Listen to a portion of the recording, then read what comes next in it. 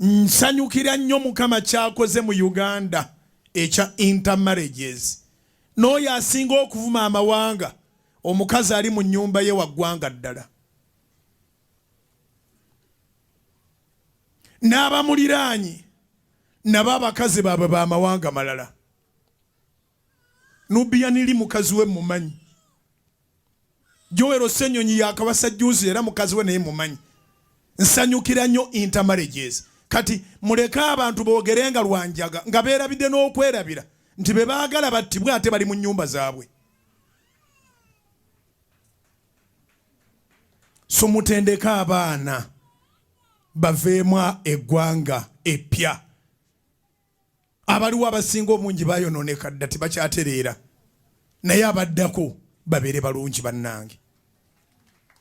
Tukubire Mukama engalo ez'amaanyi.